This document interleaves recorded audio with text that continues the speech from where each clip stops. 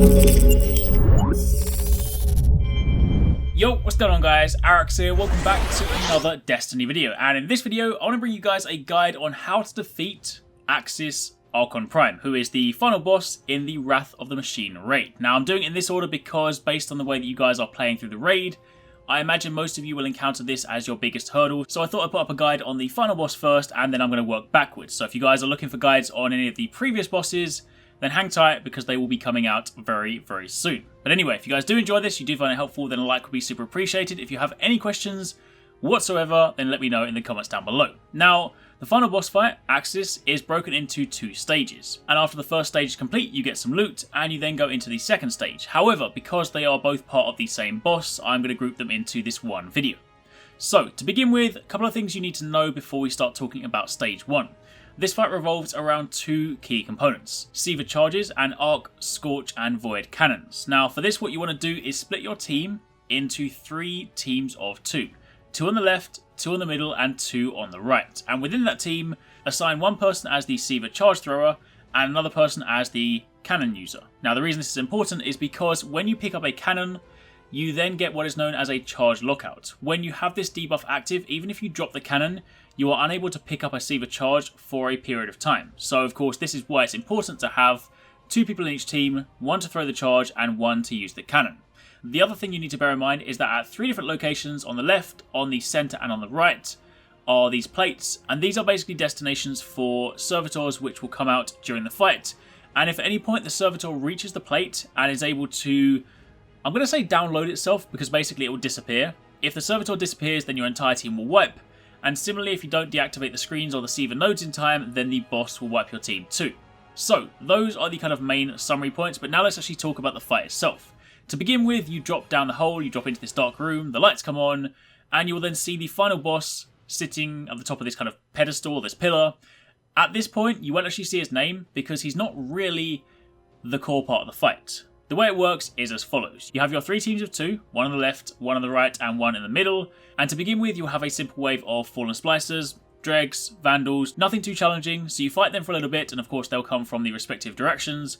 And after a while, you will then get a captain that comes out. Now these captains will carry either an Arc, a Scorch, or a Void cannon. There will be one of each, and they will spawn on one of the 3 different sides. It's not always fixed, so it won't always be like Arc is always left, or Scorch is always right. They will come out of a door randomly, but there will always be one of each type. Now at this point, you need to make sure you kill the captain as quickly as possible, and have the person in your team that is assigned as the cannon user to go and pick up the cannon. Now after this happens, 3 servitors will spawn. The same door that the captains came out of, and all the kind of dregs and the enemies came out of, a servitor will also come out of. However, these servitors have shields, Solar, Arc, and Void, and the only way you can defeat them is by using the respective Scorch cannons. Now as I mentioned earlier, when these servitors come out, they will begin making a beeline for these platforms, so you need to make sure you kill them before then. You do have some leeway, and even if the servitor is on the platform, you do still have about, I'd say, 5 seconds or so before it actually disappears, so you do have some breathing rooms. I don't think you should have to rush it to begin with, but you do need to make sure that they are destroyed before they disappear. Now the other thing to note is that the elemental servitors will always come out of different locations. So if say the Arc captain came from the left door, then the Arc servitor will more than likely come from either the center door or the right door. So at this point, it's imperative that you communicate with your team. You need to call out and let people know where the servitors are, because if say your Arc cannon user is on the left, but the servitor is on the right, then they have to move to take out the servitor. So communication is key at this point, but given the pace at which they move, then it's very easy for you to move around. Just make sure you speak very clearly with your team. Now, once you do find your servitor, one fully charged cannon shot will destroy it. So fire your shot onto the servitor, hold down right trigger and keep it held, and it will automatically blow up itself. And then once that happens, the servitor will drop a Siva charge. 3 servitors, 3 charges. And of course at this point, this is where the other team member comes in and they pick up the charge. And once they have it in hand, they then need to throw it at these Siva, I'm going to call them Siva nodes because it's basically a pyramid here, but it's on the front of what is effectively a monitor or something like that. And when you throw the charge at it, it will then deactivate and it will go down. Now in the first phase, there are actually only 2 of these nodes or these monitors, so you only actually need 2 of the 3 charges. So once you've done that, you throw them, the monitors go down, there will then be a wave of shanks, they'll come down from the sky, so stay on top of those, make sure you don't get overrun, kill them, and you'll then revert to the next wave. The next wave will behave the exact same way, more Fallen will come out, Dregs, Vandals, the usual stuff, you kill them for a little bit, and then the Captain will come out, again you kill them,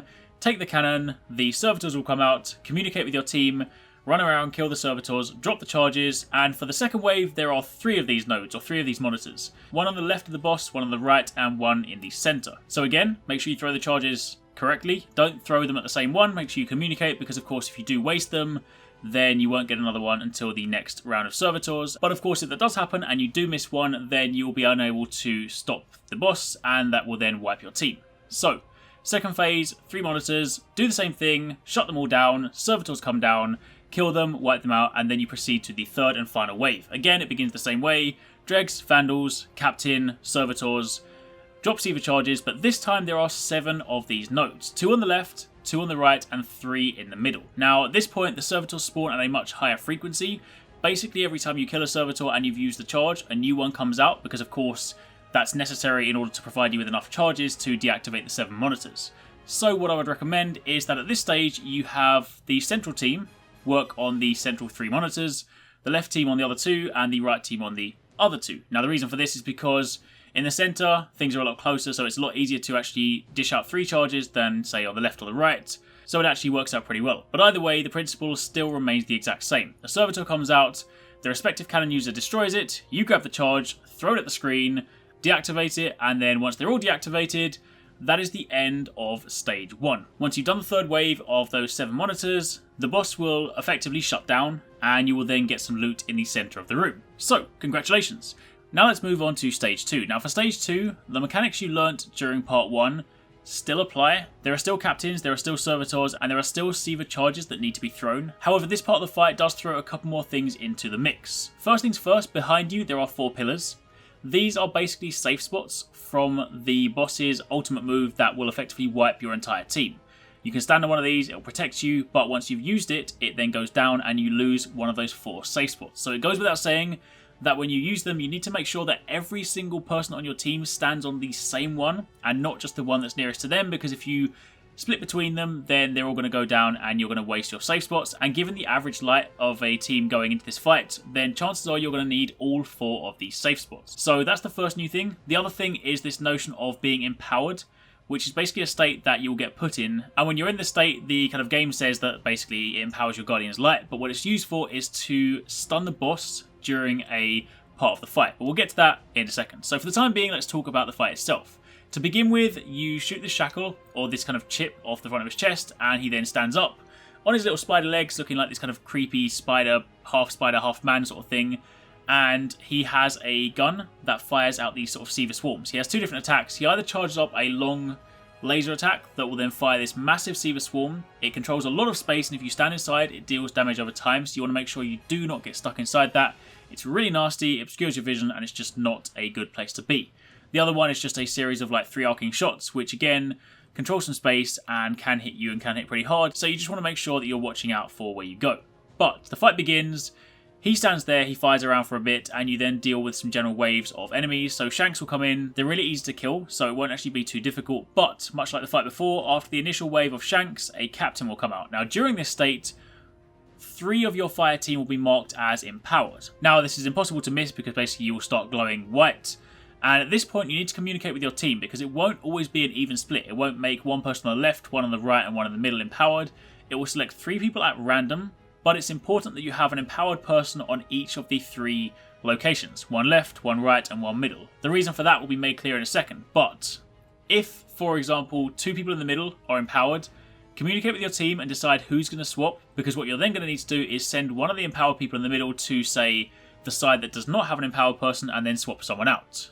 Either way, communicate with your team, work that out, and then take down the captain that's just spawned. And then for the next bit, this is exactly the same as the first fight. You take down the captains, they drop the cannons, you pick up the cannons, and you then kill the servitors. So again, communicate, let people know where the elemental servitor is, destroy them, and they will then drop Siva charges. So once again, the 3 people that weren't using cannons pick up the Siva charges and throw them at the boss. Now this time they drop the boss's shield to the point where you can then deal damage. However, it's not quite that simple. See, once the boss's shield drops, he will then teleport straight away. Now, if you want to know where he's going to teleport, if you look at this really slowly, you can actually see he starts to sort of fade in a particular direction, and based on the way that he is fading, you can tell where he's going to teleport. So try and pay attention to that because it's going to be super important. See, the people on your team that are empowered can then use this state to stun the boss. If you don't stun him, he teleports back very quickly and he will then enter the state where he basically performs his instant kill move. You won't get any damage in and you'll either die or you'll jump on one of the safe platforms, which means you've wasted a safe spot and in turn you probably won't be able to do the fight. So, work out where he's going to go and then have one of your empowered people run towards him, jump on top and hold down X, and you'll basically slam dunk on his back and this will put him into a stunned state. Now you won't always see a prompt for this, but basically if you jump over and you're empowered then you can do this. It's X, or if you're on PlayStation it's square, but dunk the boss and he'll then be stunned, and during this phase you can deal some damage. However, this is not the main damage phase. What you basically need to do is stun him 3 times and then he'll be stunned for a considerable period of time where you can deal most of your damage. Also, after you stun the boss, the empowerment status will swap, so the people that were previously empowered might not be empowered again. So at this point, again, you need to communicate, because if it so happens that, say, the 3 empowered people are on the left and he teleports to the right, then of course you're all going to be in the bad place. So work out who has been re-empowered. Make sure you distribute your teams so that they're spread across the room, because what you basically want to do is make sure that there's always someone near to where he teleports so you can stun him again. Now, during the first stun phase, you'll have probably about, say, 10 seconds to deal a little bit of damage to him. It won't be a huge amount, but it will be enough to kind of add on to what you're going to be doing. So after the first little bit of damage, he'll teleport again, you stun him again, and you then deal a little more damage. He'll teleport again, you stun him a 3rd time, and this is the big stun phase. This time he actually sits here for quite a while. So what you then want to do is, this would be the point where you would use tethers, you would use weapons of light, you would then use all the different weapons you have. Also, the Scorch Cannons, or the Arc Cannons, or the Void Cannons, they will still be active at this point, and if you do charge shots to the boss, they do deal massive damage. So, I would recommend, when he's in the big stunned phase, have 3 people use the cannons to deal as much damage as possible, and everyone else, you can just use heavy weapons, Yellowhorn, Sleeper Simulant, Sniper Rifles, Black Spindle, whatever you want, but basically you deal damage during this big stunned phase here.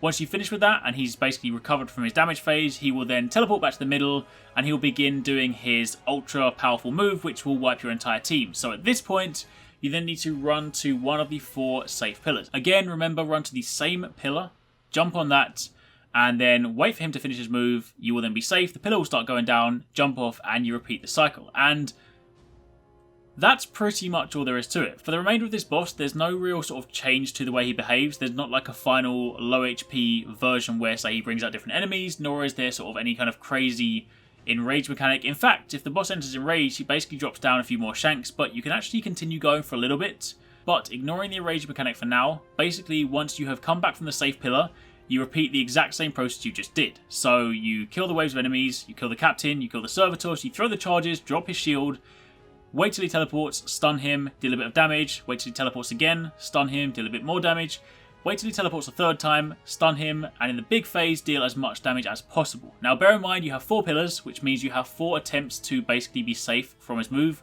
which means on the 5th rotation you have to kill him. So you basically have to do this boss fight in a maximum of 5 rotations. Once you have then got him down to no health, he will then zip to the middle and he will basically begin charging a last-ditch attempt. Think of it like how, say, Oryx just tried to come back and kill you at the end. And at this point, you basically pile in absolutely everything you have, you destroy him, and that is the end of the fight. Now, in terms of boss fights, as boss fights go, it's actually not too bad. The kind of trickiest thing here is just getting down your mechanics and making sure you communicate. This fight, probably more so than anyone, requires a lot more communication, simply because the random nature of the empowerment and the way that it kind of switches around between your team means that while you will initially, ideally, assign people to rough locations, you'll say, you know, you're left, you're right, you're mid, you will need to be on your toes because at times you will have to move based on who gets empowered. But for the time being, that is pretty much all there is to it. So hopefully that was clear enough for you guys. Hopefully that was a good enough explanation. If you guys did enjoy this video, then a like would be super appreciated. Again, if you have any questions, let me know in the comments down below. But for the time being, that, my friends, is how you defeat the final boss in the Wrath of the Machine raid. Thank you very much for watching. Take it easy. Catch you next time. Peace out.